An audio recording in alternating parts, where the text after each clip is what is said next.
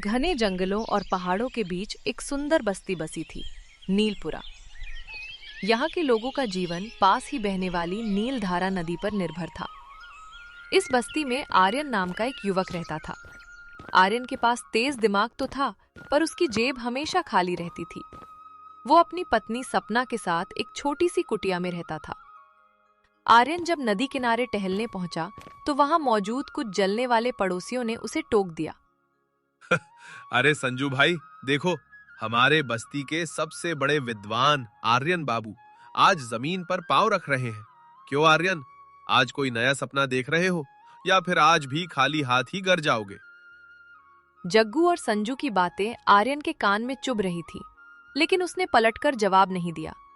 उसने बस एक ठंडी सांस ली और चुपचाप वहां से चला गया। आर्यन का मानना था कि जुबान से जवाब देने से बेहतर है कि वक्त को जवाब देने दिया जाए। आर्यन की सबसे बड़ी समस्या ये थी कि वो काम शुरू करने से ज्यादा उसके बारे में सोचने में वक्त बिताता था। अगली सुबह जब बस्ती के सभी मर्द सूरज निकलने से पहले ही अपनी जालियां लेकर नदी में उतर चुके थे, आर्यन अपनी फटी हुई चटाई पर आराम से लेटा हुआ था। ये देखकर उसकी पत्नी सपना का गुस्सा फूट पड़ा। अजी, अब तो आंखें खोलिए, बाहर देखिए, सूरज की रोशनी पूरे आंगन में फैल गई है। बस्ती के बाकी लोग तो आधा काम खत्म भी कर चुके होंगे और आप हैं कि अभी तक करवटें ही बदल रहे हैं। क्या आज भी चूल्हा नहीं जलेगा? अरे सपना, तू भी ना सुबह सुबह शुरू हो जाती है।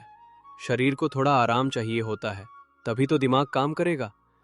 नदी यहीं है, कहीं भागकर समुद्र में नहीं मिल जाएगी। आज नहीं गए तो कल चले जाएंगे, मछलियां तो पानी में ही रहेंगी। आपकी ये कल वाली बात मुझे डराती है। रोज यही बहाना। कल ही मैंने पड़ोस वाली चाची से थोड़ा नमक उधार मांगा था। अब तो उनसे आंख मिलाने में भी शर्म आती है। आखिर कब तक हम दूसरों के भरोसे जिएंगे? तो क्या हुआ, गांव बस्ती में तो लेन देन चलता ही रहता है। कल जब खूब सारी मछलियां पकड़ूंगा तो सबका उधार चुका दूंगा। इसमें इतना रोने वाली क्या बात है? आपको अंदाजा नहीं है कि लोग पीठ पीछे क्या कहते हैं। आज जब मैं पानी भरने गई थी तो सब औरतें मुझ पर तरस खा रही थीं। वे कह रही थीं कि सपना का पति तो बस सपने देखता है, काम नहीं करता। बस करो, मैं जा रहा हूं बाहर। तुम तो बस मेरा दिन खराब करने का बहाना ढूंढती रहती हो। लो, चला गया मैं। हाँ, घर से तो निकल गए, पर देखिएगा फिर किसी पेड़ के नीचे जाकर सो जाएंगे। सपना से झगड़ा करके आर्यन बस्ती से थोड़ा दूर एक पुराने बरगद के पेड़ के नीचे जाकर बैठ गया। उसका मन अशांत था। तभी वहां बस्ती के सबसे पुराने और अनुभवी बुजुर्ग दीनदयाल काका आए। पूरी बस्ती में आर्यन अगर किसी की बात गौर से सुनता था तो वे दीनदयाल काका ही थे। क्यों आर्यन बेटा, आज फिर सपना बिटिया के साथ तकरार हो गई क्या? तुम्हारी शक्ल बता रही है कि मन में कोई भारी बोझ लेकर यहाँ बैठे हो। क्या बताऊं काका, सपना को लगता है कि मैं कुछ करना ही नहीं चाहता। उसे बस ये दिखता है कि मैं घर में बैठा रहता हूं, पर मैं बस सही मौके का इंतजार करता हूं। बेटा, सही मौका आता नहीं है, उसे बनाना पड़ता है। तेरी अक्ल बहुत तेज है, ये मैं जानता हूं, पर अक्ल उस हथियार की तरह है जिसे अगर इस्तेमाल न किया जाए तो उसमें जंग लग जाता है। तू अपनी पत्नी को खुश नहीं रख पा रहा तो ये अक्ल किस काम की? उसने तेरे लिए अपना घर-बार छोड़ा और तू उसे उधार मांगने पर मजबूर कर रहा है। काका की बातें आर्यन के दिल में तीर की तरह चुभी। उसे पहली बार अपनी गलती का एहसास होने लगा। काका, मैं सच में उसे दुखी नहीं करना चाहता, पर मुझे ये रोज रोज की घिसी पिटी मेहनत पसंद नहीं है। देख बेटा, बस्ती के लोग तुझ पर हंसते हैं। वे कहते हैं कि आर्यन तो बस बातों का शेर है। गरीबी तुझे अंदर से खोखला कर देगी। अभी वक्त है, उठ और कुछ ऐसा कर कि लोग अपनी हंसी भूल जाएं और तेरी इज्जत करें। काका, मुझे किसी की इज्जत की परवाह नहीं। ये लोग तो भेड़ चाल चलते हैं। आप बस देखिएगा, एक दिन मैं अपनी इसी अक्ल से ऐसा काम खड़ा करूंगा कि ये सब देखते रह जाएंगे। और रही बात काम की, तो इस तपती धूप में जाल फेंकना बेवकूफ़ी है। मैं तो तब शिकार करूंगा जब तूफान आए और मछलियां किनारे लगे। ठीक है बेटा, पर याद रखना, अक्ल और तजुर्बे का मेल ही इंसान को कामयाब बनाता है। घमंड में मत डूबना, वरना हाथ आई चीज भी फिसल जाएगी। काका वहां से चले गए। आर्यन के मन में अब एक अजीब सी छटपटाहट थी। वो वापस बस्ती की ओर मुड़ा, जहां रास्ते में फिर से वही जग्गू और संजू मिल गए। अरे वाह, ख्यालों की दुनिया से महाराज वापस आ गए। क्यों आर्यन भाई, आज खाने में क्या पक रहा है? अक्ल की सब्जी या सपनों की चटनी? अरे जग्गू, क्यों बेचारे को परेशान कर रहे हो? देखो तो, बेचारा सोच सोच कर कितना थक गया है। जाओ आर्यन, थोड़ा और सो जाओ, वरना दिमाग गर्म हो जाएगा। हंस लो, जितना हंसना है हंस लो। आज तुम मेरी गरीबी पर हंस रहे हो, पर कल तुम मेरी सफलता देखने के लिए कतार में खड़े होगे। याद रखना ये दिन। आ गए आप, आज भी खाली हाथ? सपना, आज मैं तुमसे लड़ूंगा नहीं, बस एक बात कहूंगा, कल से सब बदल जाएगा। कल मैं नीलधारा नदी पर जाऊंगा और वो करूंगा जो आज तक किसी ने नहीं किया। क्या आप सच कह रहे हैं, या ये भी बस एक नया सपना है? नहीं सपना, ये मेरा वादा है। कल मेरी अक्ल और मेरी मेहनत दोनों साथ चलेंगे। रात ढलते ही आसमान का मिजाज पूरी तरह बदल गया। अचानक तेज हवाएं चलने लगीं और देखते ही देखते मूसलाधार बारिश शुरू हो गई। बादलों की गर्जना इतनी तेज थी कि धरती कांप रही थी। सपना डर के मारे उठकर बैठ गई। अजी उठिए, देखिए कितनी भयानक बारिश हो रही है। बिजली की कड़कड़ाहट सुनकर मेरा तो दिल बैठा जा रहा है। कहीं हमारी ये कमजोर छत तेज हवा में उड़ न जाए। घबराओ मत सपना, ये छत इतनी भी कमजोर नहीं है कि एक रात की बारिश में साथ छोड़ दे। और वैसे भी ये बारिश डराने वाली नहीं, बल्कि खुशियां लाने वाली है। मैं इसी मौके का इंतजार कर रहा था। तुम सो जाओ, कल की सुबह हमारी गरीबी की आखिरी सुबह होगी। आप इस तूफान में खुशियां देख रहे हैं। लोग अपनी नावों को बचाने के लिए भाग रहे होंगे, और आप कह रहे हैं कि ये शुभ संकेत है। सपना, दुनिया जिसे डर समझती है, समझदार आदमी उसी में अवसर ढूंढता है। जब पानी का बहाव तेज होता है और लहरें किनारों से टकराती हैं, तो मछलियां झुंड बनाकर शांत किनारों की तलाश में आती हैं। कल सुबह जब सब सो रहे होंगे, तब मैं नदी के उस गुप्त किनारे पर होऊंगा जहां मछलियों का मेला लगा होगा। अब सो जाओ। अगली सुबह जब उजाला हुआ, बस्ती के बाकी मछुआरे अपनी नावों और जालों को हुए नुकसान को देखकर दुखी थे।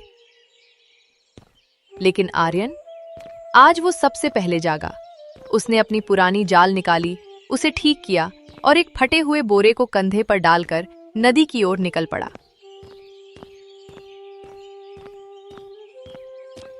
या खुदा, ये तो बहुत भारी है। लगता है आज मेरी अक्ल ने सही ठिकाना ढूंढ ही लिया। करीब आधे घंटे की जद्दोजहद के बाद जब जाल बाहर आया, तो वो बड़ी बड़ी मछलियों से भरा हुआ था। आर्यन की आंखें चमक उठीं। उसने एक के बाद एक कई बार जाल फेंका, और देखते ही देखते उसके पास मछलियों का ढेर लग गया। जब वो घर पहुंचा, तो सपना की आंखों में खुशी के आंसू आ गए। हे भगवान, इतनी सारी और इतनी बड़ी मछलियां! मैंने तो अपनी पूरी जिंदगी में बस्ती में किसी के पास एक साथ इतनी मछलियां नहीं देखी। आज तो आपने कमाल कर दिया। मैंने कहा था ना सपना, मेहनत के साथ अक्ल लगाओ तो परिणाम कुछ और ही होता है। मुझे बाजार निकलना है। आज बाजार में कोई और मछुआरा नहीं पहुंच पाएगा, क्योंकि सब बारिश के बहाने घर में दुबके हैं। आज दाम भी अच्छे मिलेंगे। आर्यन मछलियों को लेकर बाजार पहुंचा। बाजार लगभग खाली था। इक्का दुक्का लोग ही सामान बेच रहे थे। आर्यन ने अपना दुकान लगाई थी कि तभी शहर एक बहुत बड़े होटल के मालिक मिस्टर खन्ना वहां पहुंचे। अरे भाई, आज तो पूरा बाजार खाली है। मुझे आज रात की पार्टी के लिए ताजी और बड़ी मछलियां चाहिए थीं।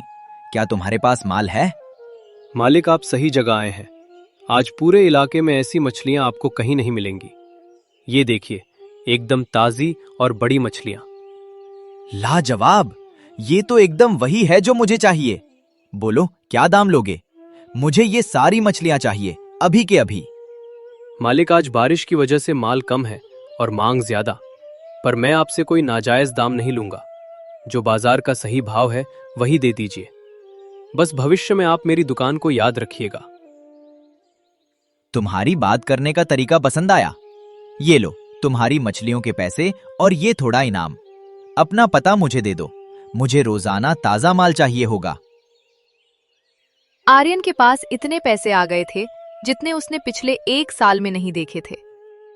मिस्टर खन्ना से मिले पैसे लेकर आर्यन जब घर लौट रहा था तो उसके चेहरे पर वो पुरानी थकावट नहीं थी। उसके दिमाग के घोड़े बहुत तेजी से दौड़ रहे थे। उसने रास्ते में रुककर कुछ पल नीलधारा नदी को देखा। उसने गौर किया कि इस पूरी बस्ती में कोई भी ऐसा नहीं है जो मछुआरों और बड़े खरीदारों के बीच एक पुल का काम करे। हर कोई अपनी छोटी सी टोकरी लेकर बाजार में भटकता रहता है। तभी उसके मन में एक बिजली की तरह विचार कौंधा। जब वह घर पहुंचा तो सपना ने पैसों की थैली देखकर अपनी आंखें मूंद ली। इतने सारे पैसे! आज तो सच में ऐसा लग रहा है जैसे कोई चमत्कार हो गया हो। अब हमें किसी के आगे हाथ फैलाने की जरूरत नहीं पड़ेगी। मैं अभी जाकर चाची का उधार चुका आती हूँ। रुको सपना, उधार तो हम चुकाएंगे ही, लेकिन ये पैसे सिर्फ घर चलाने के लिए नहीं है। ये तो हमारे नए भविष्य की पूंजी है। मेरे दिमाग में एक बहुत बड़ी योजना चल रही है। योजना? कैसी योजना? क्या आप फिर से कुछ खतरनाक सोचने लगे हैं? सपना, आज बाजार में मैंने देखा कि बड़े बड़े खरीदार ताजी मछली के लिए भटक रहे हैं और हमारी बस्ती के मछुआरे, वे घंटों बाजार में बैठकर ग्राहक का इंतजार करते हैं। क्यों ना मैं खुद एक ऐसा केंद्र खोलूं जहां मैं बस्ती के हर मछुआरे से उसका माल खरीद लूं और उसे सीधे शहर के बड़े होटलों में पहुंचा दूं। पर इसके लिए तो बहुत सारे पैसों की जरूरत होगी। और क्या बस्ती के लोग आप पर भरोसा करेंगे? भरोसा कमाना पड़ता है सपना, और पैसों के लिए मुझे किसी बड़े निवेश की तलाश करनी होगी। मैं कल ही इसके बारे में कुछ करूंगा।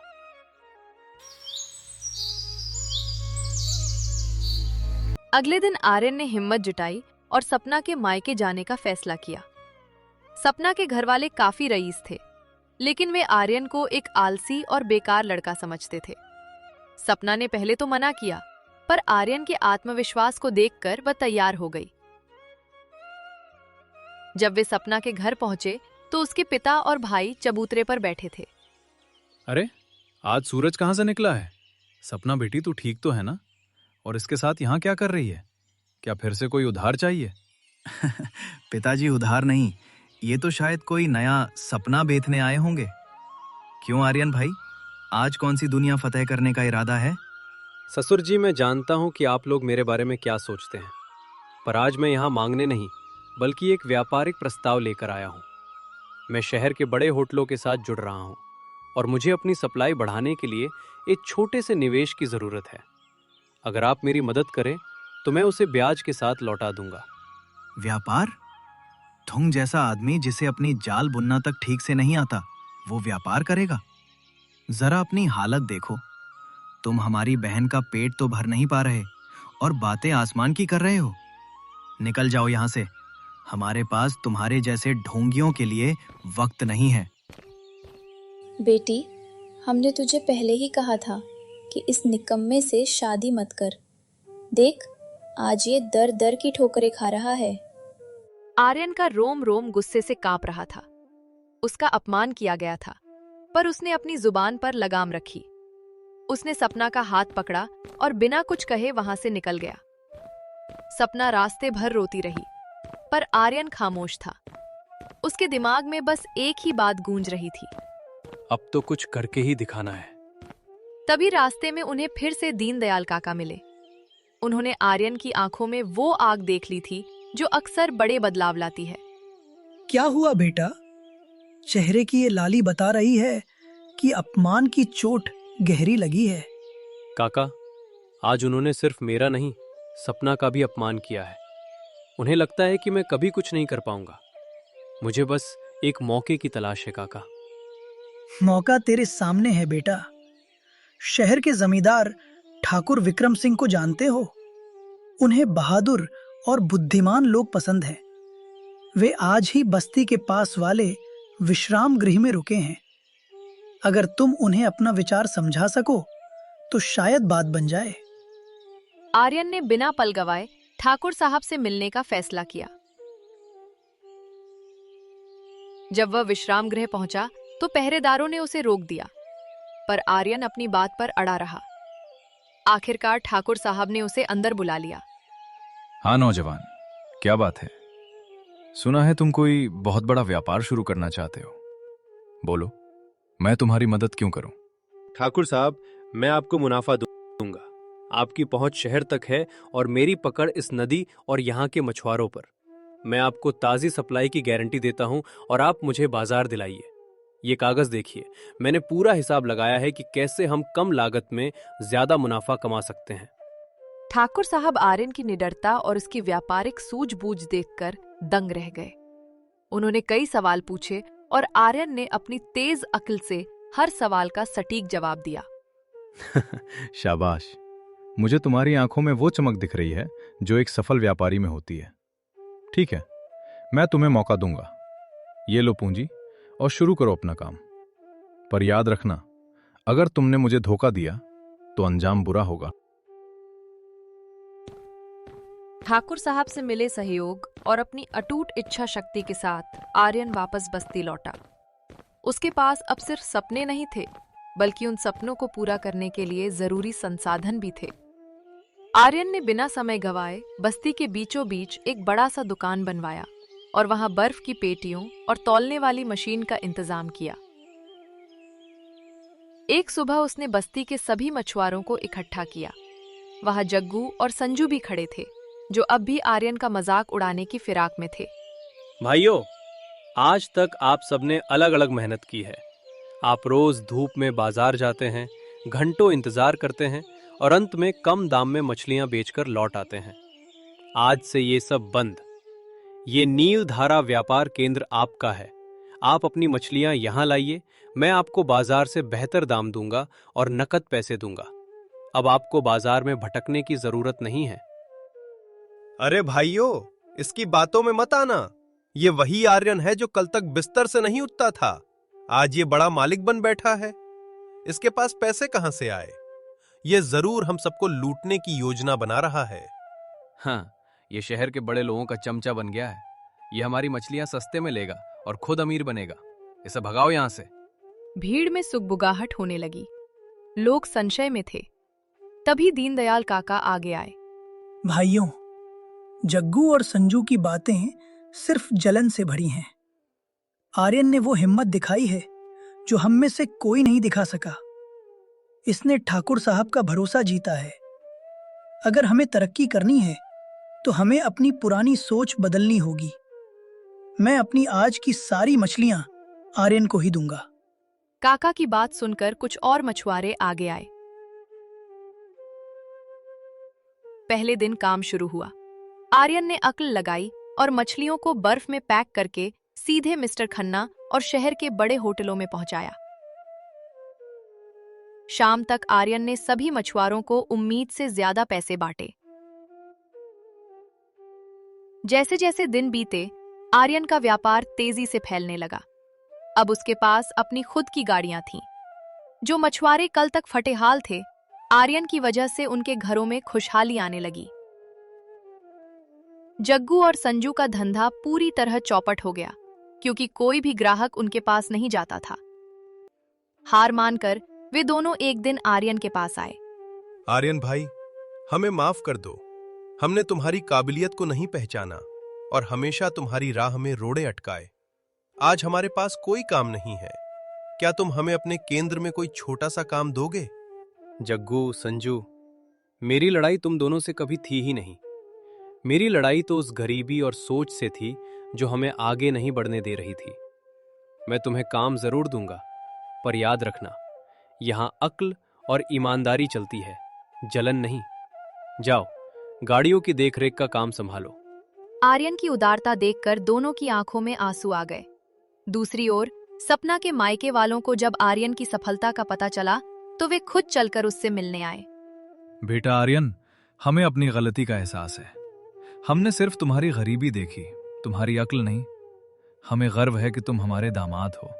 ससुर जी, बुरा वक्त इंसान को परखने के लिए आता है। मुझे आपसे कोई गिला नहीं है, क्योंकि आपके उसी अपमान ने मुझे आज यहां तक पहुंचाया है। आज आर्यन सिर्फ एक व्यापारी नहीं, बल्कि पूरी बस्ती का मसीहा बन चुका था। उसने बस्ती में एक स्कूल और एक छोटा अस्पताल भी बनवाया। सपना अब उस कुटिया में नहीं, बल्कि एक सुंदर पक्के घर की मालकिन थी। उसने आर्यन का साथ उस वक्त भी दिया था जब पूरी दुनिया उसके खिलाफ थी, और आज वो उसकी सफलता की सबसे बड़ी गवाह थी।